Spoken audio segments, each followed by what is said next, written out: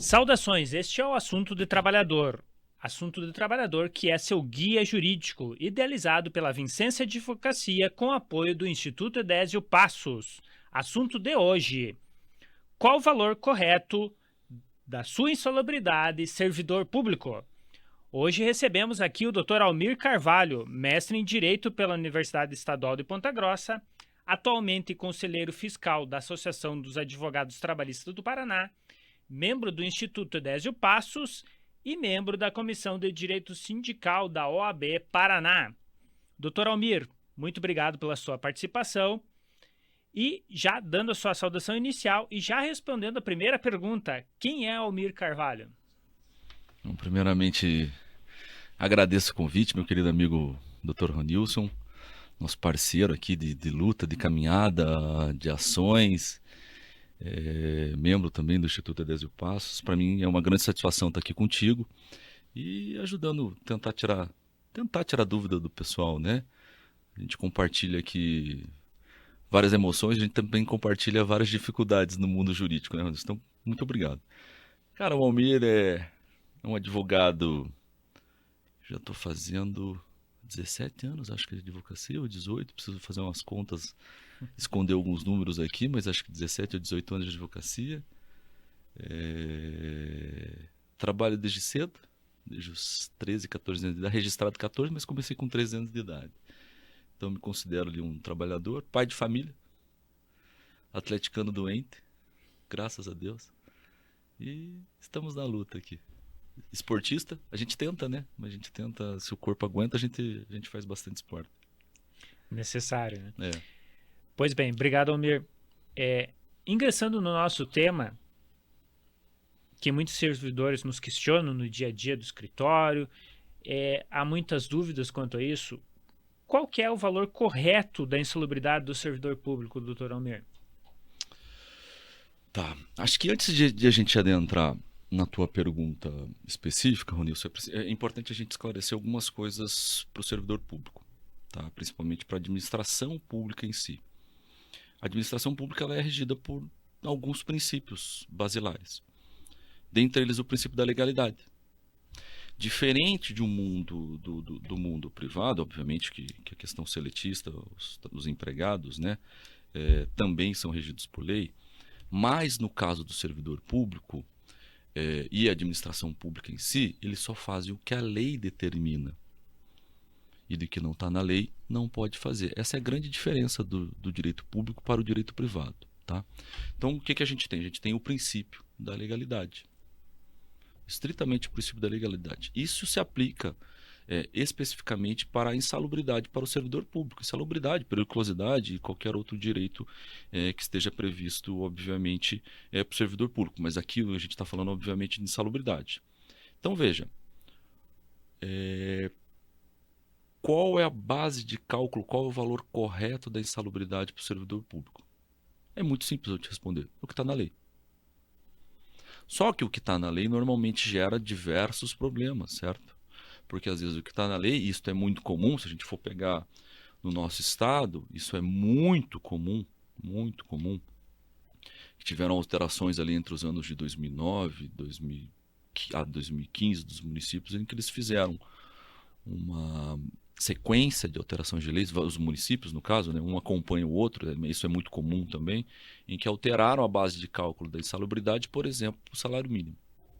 Certo? O servidor público recebe lá a sua insalubridade 10, 20 ou 40%, isso via de regra acompanha as porcentagens estabelecidas pela CLT, tá? Em regra, não é obrigatório também, porque o município pode modificar a porcentagem que é prevista, obviamente, na CLT, lembrando que a CLT não se aplica em hipótese alguma para servidor público, né? Infelizmente tem alguns municípios que equivocadamente aplicam, às vezes até de forma analógica, nem em sonho se aplica a CLT para servidor público, tá? Não é o caso. Ah, mas o artigo 7º é previsto para empregado, então se o artigo 7º é aplicado também para servidor público, não seria o caso? Não. Tem alguns casos do artigo 7º, que é previsto inclusive no artigo 39 da Constituição, que daí se aplica, dentre eles, obviamente, estaria a insalubridade. Tá? Mas assim, esses municípios que, por exemplo, colocaram a insalubridade com base no salário mínimo, que isso foi feito teve uma leva aí de uns 5, 6 anos, praticamente quase todos os municípios do estado do Paraná, em que fizeram a alteração na lei e colocaram a base de cálculo do adicional de insalubridade com base no salário mínimo. Tá? Este tipo de alteração ela é inconstitucional.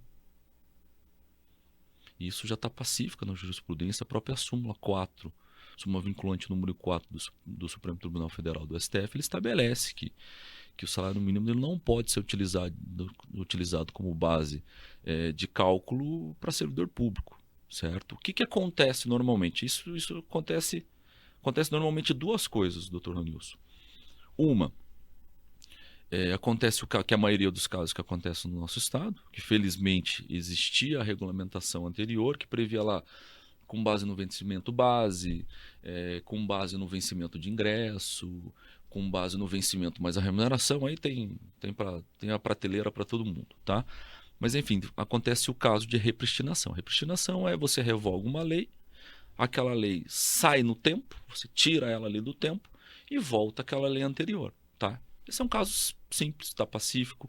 Tem decisão, inclusive, de alguns municípios no próprio STF, em caso de reclamações. Por exemplo, o município de Ampere tem uma reclamação no STF falando que o juiz ele cometeu um equívoco em determinar que fosse feito o pagamento com base no vencimento do servidor. Foi feita a reclamação e no próprio acórdão da reclamação o STF fala, não é o caso aqui, porque na verdade o que aconteceu aqui uma repristinação. Então, voltou à lei anterior, a lei anterior previa o pagamento do adicional de insalubridade com base no vencimento base do servidor. Mas assim, resumindo uma pergunta que era para ser simples, mas é um caso, na verdade, até a pergunta você tentou fazer simples, mas na verdade você fez uma provocação, né? Então vai depender do que está na lei, tá? Aí o segundo caso. E quando não tem lei anterior e não tem previsão nenhuma na legislação municipal do pagamento do adicional de insalubridade para o servidor público. Tá? Aí existem duas vertentes. Uma vertente que se não tem lei, não tem previsão, não tem como legislador tomar as vezes, não tem como juiz no julgamento tomar as vezes do legislador e legislar. Esta é uma vertente. E tem uma segunda vertente que entende que se aplica analogicamente aí, a legislação estadual, né? Na verdade não é nem analogicamente, né? Se aplica subsidiariamente, né? A legislação estadual e quando não a própria lei federal, a 812, que daí sim ela é taxativa, né? Ela estabelece ali a base de cálculo para o pagamento da insalubridade. Então existem esses 3 casos de o que é devido a título de adicional de insalubridade para o servidor público. Ok. Você está escutando o Assunto de Trabalhador, o seu guia jurídico. Siga as nossas redes sociais da Vicência Advocacia e do Instituto Edésio Passos. Lembrando a você, trabalhador, a você, servidor público, que quando nós comentamos servidor público, se refere àquele servidor estatutário e funcionário público, que é aquele trabalhador CLT. Doutor Almir, já ingressando à próxima pergunta, a base de cálculo do funcionário público, CLT, qual que deve ser? Já está respondido na própria pergunta. O que estabelece a CLT? 10, 20, 40%. 10 para o caso de grau mínimo, 20 para o caso de grau médio e 40% para o caso de grau máximo. Certo? Levando sempre em consideração os laudos periciais. Isso também é muito importante a gente tocar aqui, né, Reunilson? O município, a administração pública, ela tem o dever de fazer os laudos e atualizá-los, né? Com base nestas perícias, é determinado qual é a insalubridade para a atividade desempenhada por aquele servidor. Lembrando que a insalubridade é com base na atividade, certo? Claro que existem algumas atividades que já é praticamente previsto pelo exercício da própria profissão, por exemplo, enfermeiro, né? Enfermeiro, obviamente, que está na linha de frente, né? O pessoal da enfermagem, o pessoal da saúde que está ali na linha de frente. Só vai se estabelecer, obviamente, qual que é o grau de exposição ao agente biológico que aquelas pessoas estão expostas. Pegando gancho. E quando não tem laudo? O que a gente faz? Primeira coisa é procurar o seu advogado, né? Procurar sua entidade sindical, procurar o advogado e assim por diante. O que normalmente a gente faz, tá? Não é não é receita do bolo isso, obviamente. Isso vai da estratégia do seu advogado, né? Então vamos lá, acho que a primeira coisa que nós fazemos, principalmente quando a gente está atuando com uma entidade sindical, é contratar um perito e nós fazemos o laudo pericial. Para quê? Para ingressar com uma ação judicial já com um laudo. Isso é muito importante. Isso é muito importante porque você já direciona o que você quer e já deixa muito claro que o debate aqui está sendo estritamente técnico. Técnico jurídico, né? Porque tem um laudo técnico de um perito especializado na área e, obviamente, acompanhado com as considerações jurídicas para que aquilo ali seja aplicado de forma correta. Claro que um laudo, às vezes, não é barato. Um servidor público individualmente vai ter dificuldade de contratar um laudo, né? Normalmente quem faz isso são as entidades sindicais, ou às vezes até mesmo a entidade sindical não possui o dinheiro suficiente para contratar um laudo. A gente já estava falando aí, dependendo qual... A gente já teve situações em que a perícia era complexa em vários locais, em que o valor do laudo passa de 10, 15 mil reais, tá? Claro que não é essa a regra, tá? A gente está falando de uma situação que eram vários ambientes, vários laboratórios, assim por diante. Mas, quando eu não tenho dinheiro, né, doutor Almir, o que eu faço? A gente pode, ao invés de entrar com laudo, é praticamente a mesma petição. O advogado, via de regra, nós temos o conhecimento técnico suficiente, né? Para entrar com isso daí, para narrar qual que é o ambiente de trabalho. O ideal é que, obviamente, inicial esteja muito bem claro qual o ambiente de trabalho, quais as condições, quais os equipamentos que foram entregues, para quê? Para não ser pego de surpresa. Né? Lembrando que no caso de insalubridade, dependendo do tipo de equipamento de proteção, ela é anulada. Né? Por exemplo, ruído, né, Ronilson? Dependendo do tipo de protetor auricular que a pessoa que é fornecido, ele é anulado, né? Levando em consideração, obviamente, a NR15, né? que tem ali os parâmetros, né, para a questão de insalubridade. Mas, quando não tem, narra da melhor forma possível, né? Se for o caso, até seja um pouco conservador, vá com o servidor no ambiente de trabalho, verifique, tire fotos, tenha certeza que se precisar de testemunha, vai ter testemunhas que vão conversar com o perito. Verifique realmente se os equipamentos, que às vezes as pessoas acabam assinando os documentos e se esquecendo, porque as pessoas no dia a dia estão pensando em trabalhar, não produzir prova para entrar com uma ação, né? E a partir disso entra com a ação. O que via de regra o juiz faz? Ele nomeia um assistente técnico, um perito, e esta perícia vai ser feita no ambiente, obviamente no município, e a partir dali vai ser determinado se tem direito à insalubridade ou não. Ok, obrigado, doutor Amir. Assunto de trabalhador, hoje, com qual o valor correto da insalubridade do servidor público. Lembrando que nós estávamos comentando anteriormente a questão do trabalhador CLT. Em regra, a base de cálculo é sobre o salário mínimo nacional para os trabalhadores CLT, que é aquele trabalhador de carteira assinada. Porém, tem algumas convenções coletivas ou acordos coletivos de trabalho que a regra tem uma outra regra que pode ser, inclusive, sobre a base de cálculo. Aproveitando essa questão de graus da insalubridade, doutor Almir, para o servidor público, pode diferenciar essa questão desses percentual que tu comentou anteriormente, 10, 20, 40%? Eu vou dar minha opinião e vou dar a opinião da jurisprudência, tá? A opinião do Almir que deveria ser seguido, que obviamente o que está na Constituição e o que está no que a lei federal estabelece, tá? Mas se a lei federal não é aplicada, que estabelece ali 10, 20, 40%, aí tem o debate se pode o município estabelecer outro ou não. Eu entendo que não, que deveria ser sempre 10, 20, 40%, até pelo princípio da isonomia que a própria Constituição prevê. E aqui a gente está falando uma norma de ordem pública, que é de saúde. tá? O fundamento aqui é de constitucionalidade, o fundamento aqui é de ordem pública, tá? De saúde. Então, eu entendo que o município não pode reduzir o valor do adicional de insalubridade. O valor não, perdoe-me. A porcentagem do adicional de insalubridade, né? Por exemplo, tem alguns municípios que eu conheço que é 5, 10 e 20. Ele reduziu pela metade, tá? Mas a jurisprudência entende pela questão do princípio da legalidade e o princípio da independência dos poderes, os municípios podem estabelecer qual que é o seu grau, desde obviamente que esteja acompanhado sempre de laudo, tá? Então o Almir tem uma opinião, mas não é a opinião majoritária da justiça, tá? Existem fundamentos porque eu estou falando, existem jurisprudências porque eu estou falando, mas a maioria entende que pode sim ser aplicado 5, 10 e 20. O que não pode, obviamente, é aquilo que a gente está falando no início dessa conversa. É a base de cálculo. Atrelar o salário mínimo que muitos municípios fazem, né, Ronilson? Certo, obrigado, Almir. Assunto de trabalhador. Você, trabalhador, lembra que nós passamos, principalmente aquele trabalhador da área da saúde, que estava na linha de frente, e todos passamos, mas aquele trabalhador da linha de frente, da saúde principalmente, teve uma grande dificuldade quanto à questão da pandemia do Covid.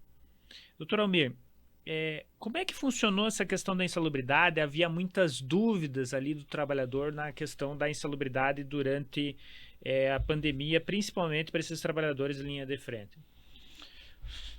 Ótima pergunta. Bom, o período da pandemia foi difícil para todas as searas, né, Ronilson? Especialmente para a jurídica, né? A gente ficou muito no escuro, né? Muita legislação veio e modificou para pior, modificou de uma forma até do ponto de vista do ordenamento jurídico inconstitucional. Isso criou vários problemas. Retornando um pouco do que a gente falou a questão do laudo, né? No mundo ideal, a partir do momento que se altera as condições de trabalho, o administrador público ele tem a obrigação de determinar que seja atualizado o laudo pericial. Então, por exemplo, vamos pegar o pessoal da saúde, né? Que é o que mais, obviamente, que não foi só o pessoal da saúde, mas disparado o pessoal da saúde foi o que mais sofreu no período da pandemia, né? Isso é inquestionável, não tem nem o que se discutir, né? Não precisa nem ser da área, né, Ronilson, para concluir isso, né? É óbvio, né? Mas vamos pegar o pessoal, obviamente, o pessoal da saúde. A partir do momento que teve uma modificação das condições de trabalho, o município ele tem a obrigação de determinar que seja feito um novo laudo para avaliar as condições. Ah, mas ninguém sabia o que era Covid, ninguém sabia qual era a gravidade, ninguém sabia se viraria uma pandemia. Ninguém sabia. Óbvio que ninguém sabia, mas aqui eu estou falando de obrigação legal. Modificou as condições, tem que se atualizar os laudos, tem que se atualizar as condições, tá? Aí eu vou pegar exemplos de ações que nós temos no escritório. Também, duas situações.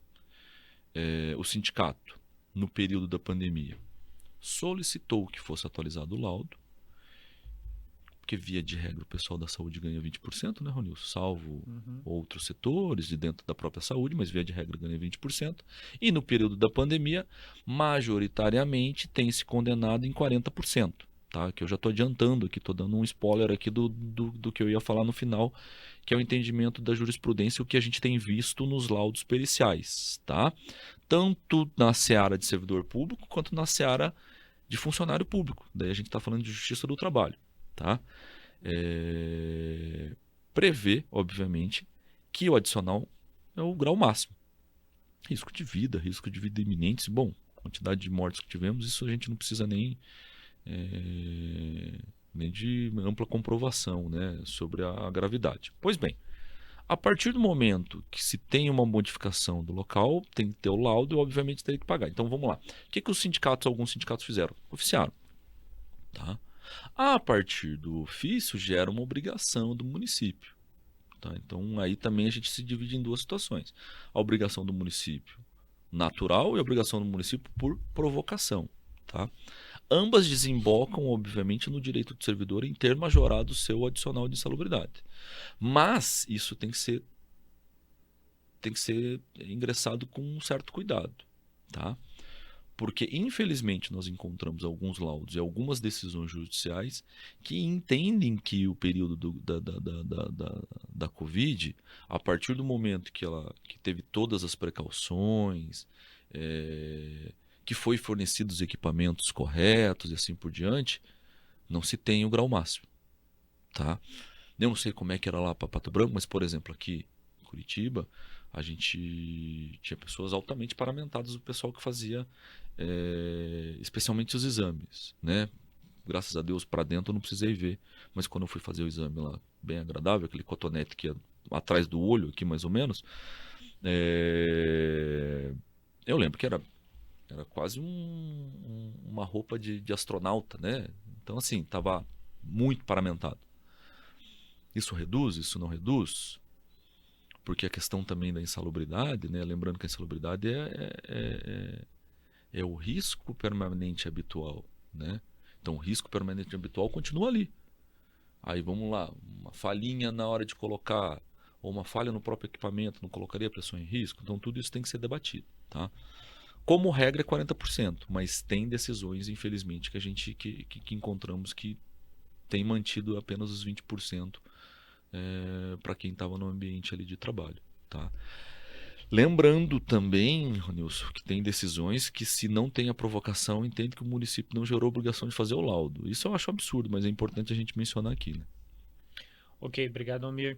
Você está escutando Assunto de Trabalhador. Hoje falamos sobre insalubridade do servidor público.